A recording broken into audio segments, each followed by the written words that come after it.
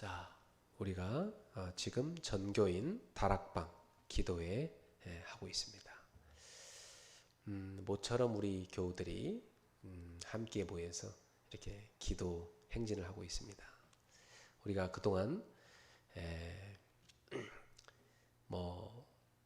월화수목금 저녁마다 가정 예배를 온라인으로 했습니다만, 이번에는 이제 토요일도 또 주일도 하루도 열이 없이 열흘 동안 집중적으로 다락방 기도를 하고 있습니다.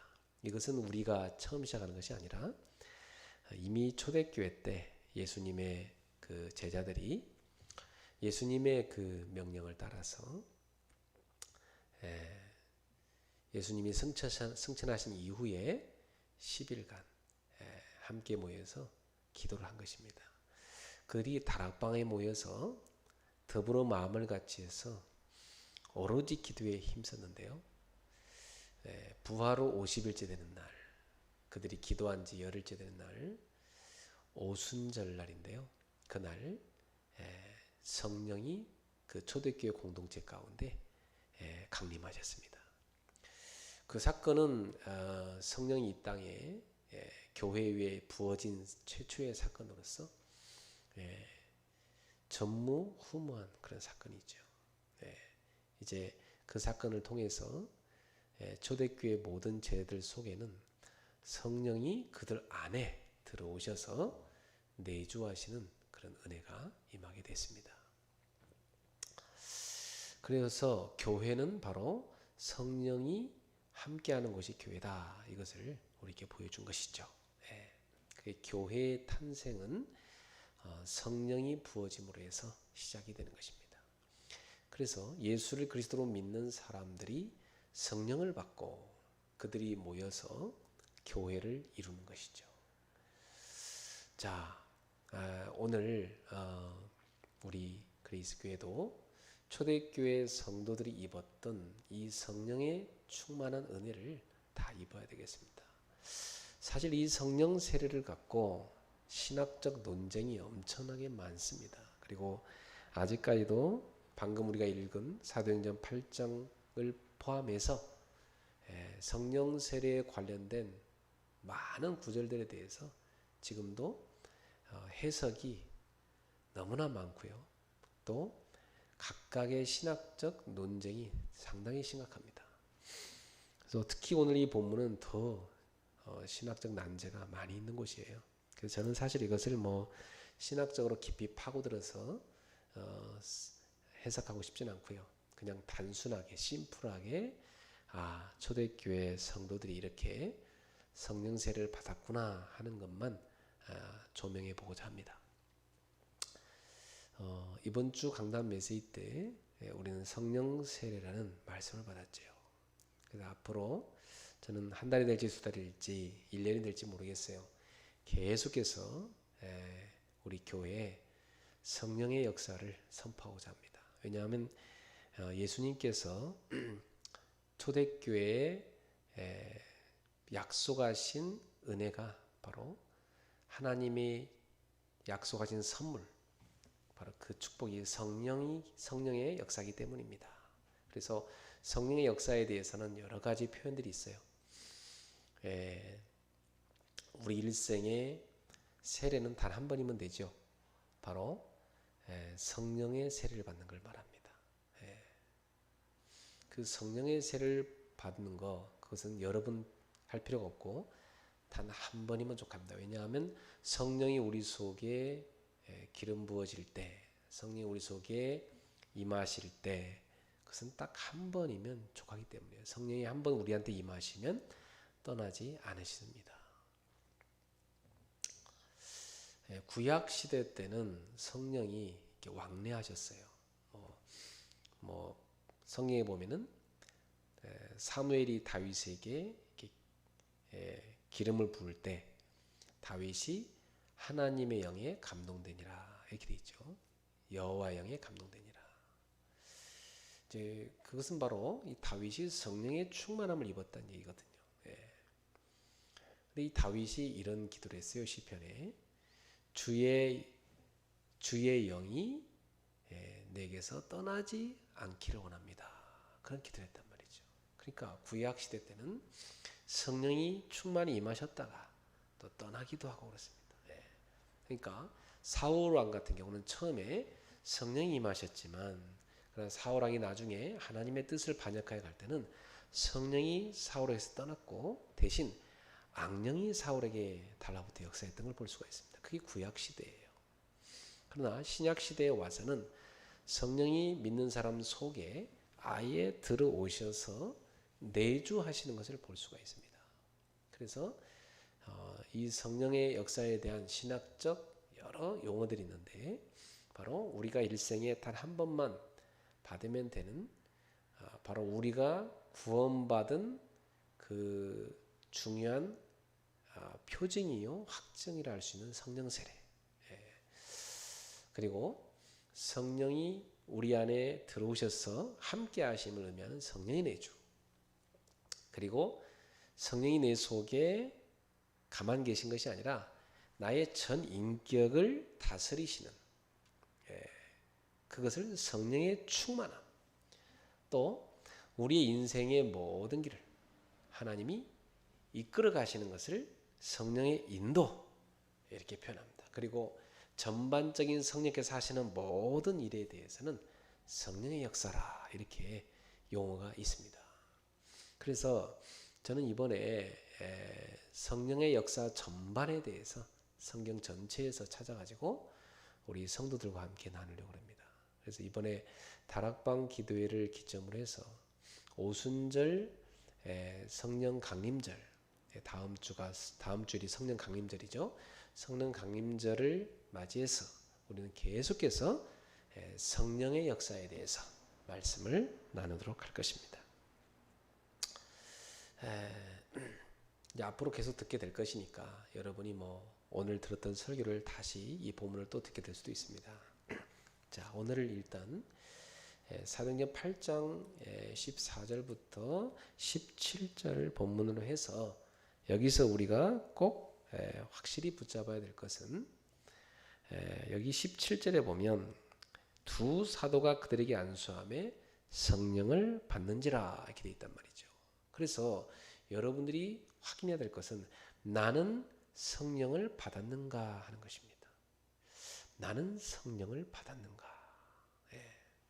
여러분 많은 교회에 보면 그 신자들이 있습니다. 근데 어떤 신자는 전혀 신앙생활 하는데 뜨거움이 없는 사람이 있고요.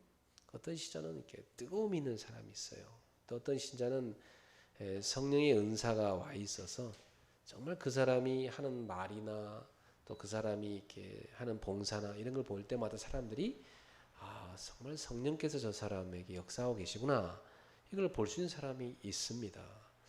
근데 어떤 사람은 저 사람 과연 구원 받았을까? 구원 받았는지 모르겠어. 이렇게 전혀 믿음이 없어 보이는 사람도 있어요. 그러나 성령이 우리 속에 계시고 안 계시고는 육안으로는 판별할 수가 없습니다. 단 성령이 함께하는 사람에게는 그 증거로 열매가 있습니다. 바울이 갈라디아 5장에서 성령의 9가지 열매를 이렇게 얘기하죠.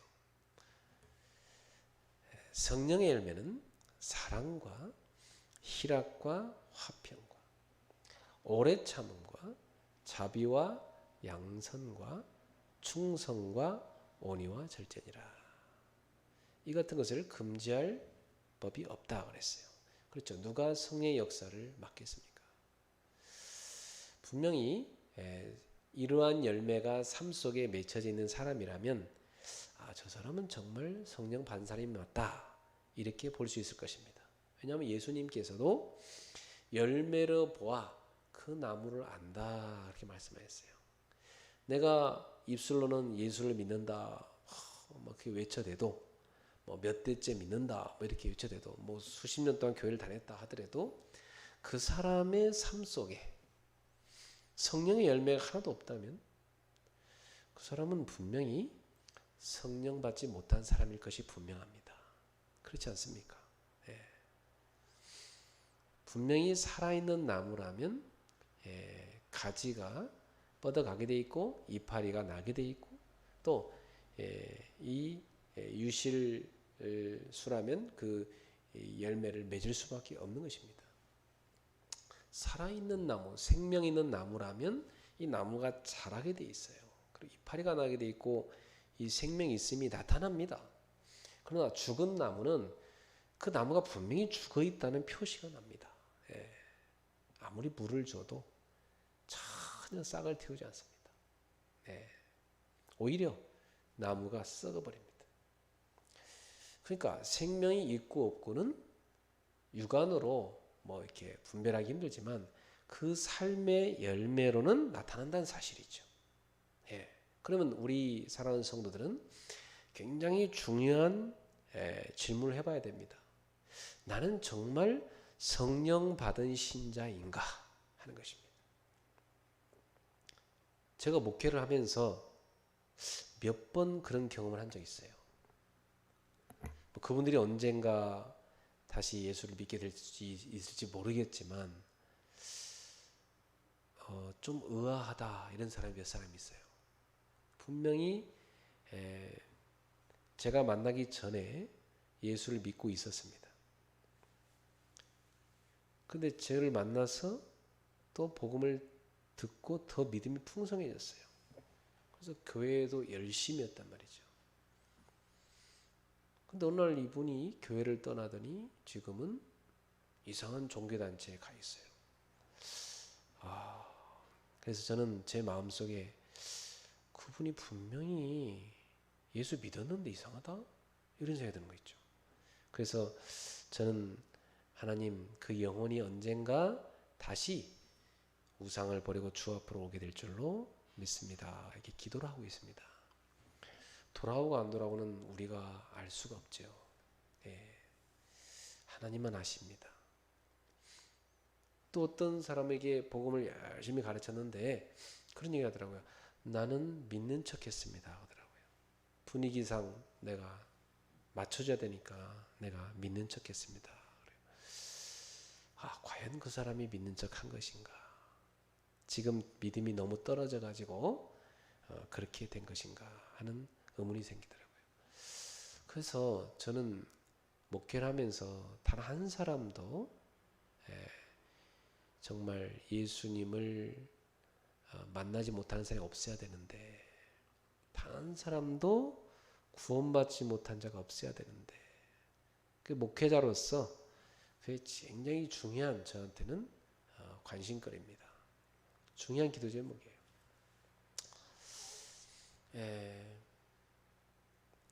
이제 그런 고민을 언제 제가 하냐면 신앙이 성장하지 않는 신자 그 사람을 볼 때입니다. 신앙이 성장해가는 신자를 보면은 마음이 되게 안심이 돼요. 저분이 좀 믿음이 자라고 있구나. 성령이 저 사람 속에 분명히 있구나. 이게 보이는데 신앙이 10년 전이나 5년 전이나 3년 전이나 1년 전이나 뭐 몇 개월 전이나 똑같다 이 말이에요. 전혀 잘한 게 없어. 그런 사람은 굉장히 저한테도 고민거리예요. 저분이 정말 생명이 있을까? 이런 생각이 드는 거죠. 그래서 제가 여러분들의 이름을 하나하나 불러가면서 매일 기도를 하는데 항상 그런 기도를 합니다. 하나님 이분이 구원받게 해주십시오. 이분이 정말 생명 얻게 해주십시오. 하나님 만나게 해주십시오. 성령 받게 해주십시오. 이런 기도를 제가 꼭 빼지지 않고 합니다. 저는 여러분 모두가 다 구원받기를 바라고요. 자, 그래서 성령 세례라는 것은 바로 예수를 그리스도로 고백하는 사람에게 주어지는 하나님의 선물입니다. 그 하나님의 선물은 뭐냐면 하나님이 아예 우리 속에 들어오셔서 우리 속에 내주하시면서 우리 몸을 성전 삼고 우리와 천국 가는 그날까지 아니 천국에 가서도 영원히 함께 계시고자 하시는 것이죠. 그래서 예수를 믿는 사람은 예수를 그리스도 고백할 때 그때 구원을 받는다 했잖아요. 그러면 그때 어떤 일이 납니까? 눈에 보이지 않지만 신비한 사건이 일어나요. 바람이 동에서 서로 불지만 그 바람이 어디 있는지 눈에 보이지 않지만 성령의 임함도 그와 같다고 예수님 말씀하셨어요. 예수를 그리스도로 믿을 때 어느 순간인가 성령이 그 사람 속에 들어오셔서 함께 한다는 거죠. 감정이 되게 이렇게 풍성한 사람, 감성이 풍성한 사람은 성령 받고 나면 굉장히 막 눈물도 보이고 막 가슴이 막 뜨거워서 어쩔 바를 몰라요. 근데 이 이공계통의 그런 머리를 가진 사람, 그 사람들을 보면 굉장히 이성적인 반면에 감성이 너무 메말라 있더라고요. 그런 사람은 이렇게 은혜를 받을 때도 보면 표현력이 별로 없어요. 그냥 속으로만 이렇게 다 아멘해요. 그래서 성령을 받았음에도 불구하고 감성적으로 그다지 표현을 많이 안 하는 사람도 있어요. 그래서 감성이 풍성하다고 뜨겁다고 해서 성령을 받은 것만은 아니다. 그런 것도 우리가 알 수가 있습니다. 그래서 중요한 것은 자기가 알아요. 자기가 뭘 하냐면 성령을 다 자기 속에 성령이 임하시면 자기 속에 성령의 9가지 열매 그 증거들이 나타나요. 자기 속에 하나님의 사랑이 다 시작됩니다. 그리고 희락, 기쁨이 다 솟아납니다. 그리고 화평, 평안함이 다 마음속에 가득해요. 그리고 기다려줄 수 있어요. 하나님을 믿으니까 다 기다려주는 거예요. 오래 참음. 그리고 자비의 마음이 생기고 선을 베푸는 마음이 생겨요.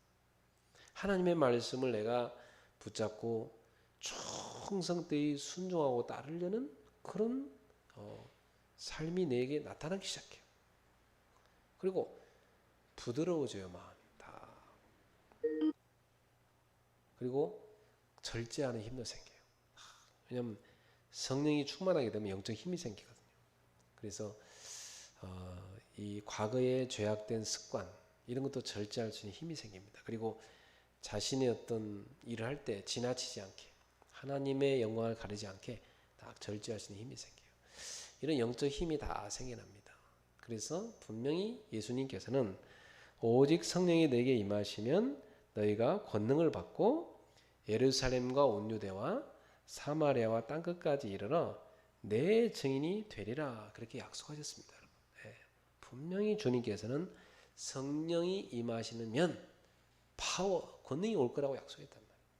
그러니까 분명히 그 파워는요 여러 가지 힘으로 나타납니다. 그래서 우리가 알 수 있어요. 아, 성령이 내 안에 계시구나. 그러면 더 확실한 증거는 뭐냐면 성령이 함께하는 사람은 죄를 지으면은 굉장히 힘들어요. 괴로워요. 막 성령께서 마음을 막 괴롭게 만들어요. 그래서 성령이 없는 사람은 잠깐 양심의 가책을 느끼고 맙니다. 그것도 없는 사람도 있지만 성령의 사람은요, 이 마귀가 유혹하는 그거 딱 따라갔다가 굉장히 후회합니다. 넘어지기도 하잖아요, 그죠? 그 후회해요. 그리고 다 회개합니다. 이게 성령의 사람이에요. 성령의 사람은 분명히 회개를 합니다. 성령 없는 사람은 회개를 안 해요. 성령 있는 사람은 진짜 회개를 합니다. 성령의 역사가 우리 속에 임할 때 우리가 나의 죄를 보게 돼 있고 하나님 앞에 회개를 하게 돼 있는 것입니다. 성령의 사람이 아니면 절대로 기도를 안 합니다. 성령의 사람이 아니고는 절대로 하나님 말씀 안 읽습니다. 그리고 구원 받았나 안 받았나 이거 의심도 안 합니다. 성령의 사람이니까 의심하는 거예요. 그래서 여러분들이 이런 여러 가지 증거를 통해서 나는 정말 성령 받았는가 이 질문을 해보시고요. 정말 성령 받게 되기를 주 예수로 축복합니다. 그래서 성경에서는 물 세례가 있고 성령 세례가 있다 이렇게 나옵니다. 초대교회 실제로 그런 일이 있었고요. 또 예수님께서 사역하실 때도 세례 요한이 물로 세례를 베풀었습니다. 근데 요한의 세례, 그걸 물세례하는데 그것만 알고 성령의 세례를 몰랐던 초대교회 교인들이 있었어요. 그래서 그 사람들은 나중에 사도들을 통해서 성령에 대해서 듣고 성령 세례를 받습니다. 자, 여기서 우리가 뭘 할 수 있냐면 분명히 예수님의 제자들 또한 예수님을 믿었습니다. 예수님이 공생에 사역하실 때 예수님을 하나님의 아들로 믿고 따라다녔어요. 그러나 아직 그들 속에는 성령이 계시지 않았습니다. 왜냐하면 예수님께서 아직 십자가에 죽으시고 부활하신 그 공생의 사역을 완성하지 않았거든요. 예수님이 그 부활하시고 나서야 성령을 부어주신다 했기 때문에요. 그러면 우리가 알 수 있는 것은 예수를 그리스도로 믿어도 성령을 받은 사람이 있고 아직 안 받은 사람이 있다는 걸 알 수가 있죠. 그러면 초대교회 시절에는 아직 성령이 그 교회에 임하지 않았으니까 그렇다 하지만 지금 시대에는 예수님이 육으로 사역하지 않으시고 영으로 사역한 시대니까 분명히 우리가 예수를 믿으면 예수님이 우리에게 성령을 막바로 부어주시지 않겠습니까? 저는 그렇다고 믿어요. 예수를 정말로 그리스도로 믿는 자에게 주님은 분명히 성령을 바로 부어주십니다. 근데 우리가 목회를 하면서 체험한 게 있어요. 어떤 교인들이 이런 사람이 있습니다. 목사님, 제가 과거에 다른 교회에서 세례를 받았는데요. 그때는 제가 뭣도 모르고 받았어요. 그런 사람이 있어요. 또 군대에서 세례를 준다고 해서 그냥 넙죽 받았는데 제가 제대로 알지도 못하고 받아가지고 저는 제대로 성경 공부도 하고 예수님을 제대로 믿고 그러고 나서 정말 제가 세례를 제대로 받고 싶습니다. 이런 얘기를 하는 사람이 있어요. 그럴 때 목회자로서 고민이 되더라고요. 그럼 어떻게 해야 되지? 이 사람 제대로 모르고 세례 받았다는데 그럼 어떻게 해야 됩니까? 그래서 제가 그런 분들에 한해서는 설명을 해줬어요. 사실은 세례는 한 번만 받는 건데 당신이 초기에 그 세례 받을 때 다른 곳에 세례 받을 때 복음을 모르는 상태로 받았다고 하니 사실 예수를 잘 모르고 받은 거니까 그것은 사실 세례를 제대로 받다고 할 수가 없다. 그래서 여기서 그러면 제대로 당신 고백대로 예수님을 그리스도로 제대로 배우고 믿고 그리고 정말 당신이 죄를 회개하고 예수님을 진심으로 당신의 구세주로 영접하고 세례를 받아라. 그렇게 해서 제가 세례를 준 경험이 몇 번 있습니다. 그러다 보니까 저는 오늘날 교회 안에 이미 교회에서 물로 세례를 받았어도 물로 세례 줄 때 분명히 성령이 역사하심에도 불구하고 이 성령의 세례를 받은 사람이 있고 못 받은 사람이 있다고 난 생각해요. 그런 사람은 어떻게 합니까? 그런 사람은 자수해야죠. 나는 제대로 안 믿고 세례 받았다고. 그렇잖아요. 자수해야죠. 난 잘 모르고 못 모르고 받았어요. 그러면 진정으로 다시 정말 신앙을 고백하고 올바르게 세례를 받을 필요가 있다. 나는 그렇게 생각합니다. 그래서 성령을 진짜 받는 것이 중요하다. 그래서 여기에서도 이 사마리아 땅에 지금 이 빌립이 분명히 복음을 전파했어요. 빌립이 복음 전파할 때 많은 역사가 일어났어요. 막 귀신들을 쫓겨나고 병든 사람이 막 치유받고 많은 사람들이 막 예수의 복음을 듣고 감격하면서 예수를 믿게 된 겁니다. 그래서 12절에 보니까 빌립이 하나님 나라와 및 예수 그리스도의 이름에 관하여 전도함을 그들이 믿고 남녀가 다 세례를 받으니 그랬어요. 13절에 보니까 시몬도 믿고 세례를 받은 후에 전심으로 빌립을 따라다니며 그 나타나는 표적과 큰 능력을 보고 놀라니라. 분명히 이 마술사였던 시몬이라는 사람도 믿고 세례를 받았다고 했어요. 근데 나중에 보면 이 사람이 이 세례를 받은 이유가 자기가 뭔가 능력을 행할 수 있다고 생각해서 받은 거예요. 틀린 동기를 가지고. 그러니까 이렇게 틀리게 받는 사람도 있다는 거죠. 그럼 이 시몬이라는 사람은 사실은 잘못 받은 거 아닙니까?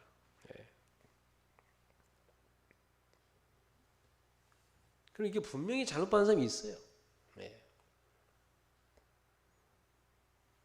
근데 분명히 이 빌립이 세례를 줄 때 막 표적과 능력이 빌립 가는 곳에 나타났다고 되어 있습니다. 저는 빌립이 성령의 사람이라는 것에 대해서 전혀 의심하지 않습니다. 그리고 빌립이 사역할 때 분명히 성령이 역사하셨을 것이다. 그런데 성경은 이렇게 기록되어 있어요. 이제 여기에 사마리아의 복음이 전파돼서 많은 사람이 예수를 믿게 됐다는 얘기를 사도들이 들었어요. 예루살렘 교회에서. 그래갖고 베드로와 요한 사도를 대표로 보내가지고 이 사마리아에 가서 확인시킨 겁니다. 그래서 이 두 사도가 내려와 보니까 내려와서 15절에 보니까 그들이 내려가서 그들을 위하여 성령 받기를 기도하니 이는 아직 한 사람에게도 성령 내리신 일이 없고 오직 주 예수 이름으로 세례를 받을 뿐이더라 이렇게 되어 있습니다. 그러니까 사도들 와서 보니까 이 사람들이 빌립한테 복음을 들어서 예수를 믿긴 하는데 아직 이들 속에 성령이 임하시진 않았어요. 그러면 예수를 믿었는데도 성령이 임하지 않는 경우도 있는가? 되게 어려운 문제죠, 그죠? 예수님에 대해서 들었어요. 그리고 믿겠다 고백했어요. 그러면 성령이 먼저 들어오셔서 예수를 그리스도 믿겠다 고백할 수도 있고요. 또 예수를 그리스도 믿는다 고백한 이후에 성령이 그들 속에 임할 수도 있습니다. 이 시간은 사람이 가늠할 수가 없습니다. 근데 하나님의 손에 달려 있어요. 근데 분명한 것은 이 사마리아에 있는 사람들은 예수를 빌립에게 예수에 대해서 듣고 이 사람들이 예수를 믿게 됐다고 그랬고 빌립이 주는 그 세례를 받았다고 되어 있어요. 그러나 이들에게는 아직 성령이 임하시지 않았다는 거예요. 이들은 아직 성령을 받지 못했다는 거예요. 그럼 어떻게 해야 됩니까? 사도들이 그걸 그냥 두고 가면 안 되잖아요. 그래서 사도들이 이 사람들에게 안수기도를 해주면서 주님, 이들이 세례를 받았는데 성령을 아직 받지 못했습니다. 이들에게도 성령을 주십시오. 간절히 기도를 했더니 그들에게 성령이 임하신 것입니다. 저는 여기서 무엇을 보냐면 오늘날 우리 신자들도 내가 교회 가서 예수를 믿겠다고 고백도 했고 세례도 받았지만 아직 성령을 못 받았다면 그 신자는 하나님 앞에 간절히 구해야 된다. 주님, 나에게 성령이 임하게 하옵소서. 너무 중요한 겁니다. 성령이 내 안에 임하게 하옵소서. 그래서 저는 여러분 모두가 다 성령 받은 신자가 되기를 바랍니다. 이미 대다수의 성도들은 이미 성령이 여러분 안에 계실 겁니다. 그러니까 여러분이 예수를 그리스도로 고백하고 찬양하고 말씀 듣고 기도하고 그렇게 하는 거예요. 성령이 아니면 그렇게 없어요. 막 전도하려고 그 한 영혼에 대한 그 사랑하는 마음이 여러분 속에 있잖아요. 불신자를 보면 불쌍한 마음이 있잖아요. 하나님 마음이거든요. 성령의 마음이거든요. 성령이 있는 겁니다. 그러나 전혀 나는 정말 확신도 없고 나는 신앙의 성장도 없고 나는 하나님 말씀 은혜도 전혀 안 되고 기도도 안 되고 이런 사람이라면 어떻게 합니까? 그런 사람은 진실로 하나님 앞에 자신의 신앙을 놓고 기도해야 돼요.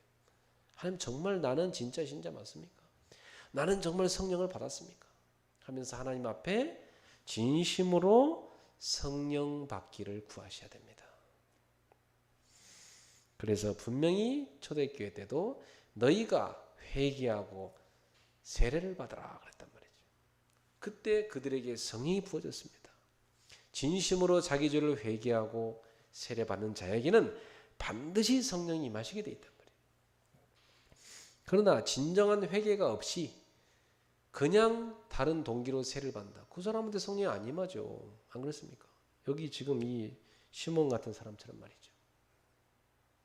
오늘 우리 그리스도교회 모든 성도들에게 성령의 충만한 은혜가 임하기를 예수는 축복합니다. 자, 결론 맺겠습니다. 그럼 왜 빌립이 세례 줄 때는 이들에게 성령이 안 임하셨고 사도들이 와서 줄 때만 임했냐? 그것은 하나님의 뜻이에요. 왜냐하면 당시에 사마리아라는 이 동네는 아주 배척당했던 동네예요. 이들은 혼혈인이었고 이들의 신앙도 정통적이지 못했어요. 그래서 유대인들한테 배척당했던 사람들이에요. 멸시당했어요. 그래서 예루살렘 교회에서도 사마리아 땅에 가서 전도할 생각 자체를 안 했어요. 그런데 빌립이 거기에 도망간 김에 전도를 한 거예요. 근데 너무 성이 역사하시니까 빌립도 놀래고 사도들도 다 놀란 거예요. 그리고 와서 확인한 거예요. 사도들이 진짜네 이렇게 된 겁니다. 예수님께서도 공생의 사에 가실 때 사마리아 성에 가서 복음을 전파하셨는데 초대교회 성도들은 이 일이 나기 전까지만 해도 사마리아에 들어가 복음을 전하려고 생각하지 않았던 거예요. 예수님 분명히 약속했는데 말이죠. 오직 성령이 내게 임하시면 너희가 권능을 받고 예루살렘과 온 유대와 사마리아와 땅끝까지 이런 대칭이다. 분명히 사마리아 언급하셨잖아요. 근데 핍박이 불어닥치고 나서야 그때 사마리아에 들어가서 복음 전하게 됩니다. 이때 빌립을 통해서 사마리아의 복음이 전파됐는데요. 사도들이 이 소문을 듣고 와서 확인한 후에 여기에 사도들이 이들을 위해 안수기도할 때 그들 모두에게 성령이 임하셨잖아요. 그러므로 해서 이 사마리아도 하나의 공식적인 교회로 인정이 된 것입니다. 그것을 사도들이 와서 인정해 줘야만 되는 거거든요, 사실은. 그래서 하나님은 사도들이 직접 와서 이들에게 성령 세례를 주겠다. 나는 그렇게 생각이 들어요. 그래서 하나님의 뜻이었던 것이죠. 여러분, 중요한 것은 뭡니까? 오늘 서론에 여러분에게 말씀드렸다시피 정말 나는 성령을 받았는가? 이게 중요한 겁니다. 오늘 이 밤에 여러분의 기도 제목이 되길 바라고요. 성령 받은 분이라면 그 성령으로 충만받기를 기도하시기 바라고요. 아직 성령을 못 받은 분이라면 주여 나에게도 구원을 주옵소서, 나에게도 주의 영이 임하게 하옵소서 하고 기도하셔서 하나님의 은혜를 입기를 주의 이름으로 축복합니다. 그래서 여러분이 성령의 사람 되기를 예수 이름으로 축복합니다. 우리 같이 이 시간에 주여 우리에게 성령의 충만함을 주옵소서 하고 간절히 기도하겠습니다. 할렐루야. 하나님 아버지 은혜를 감사합니다.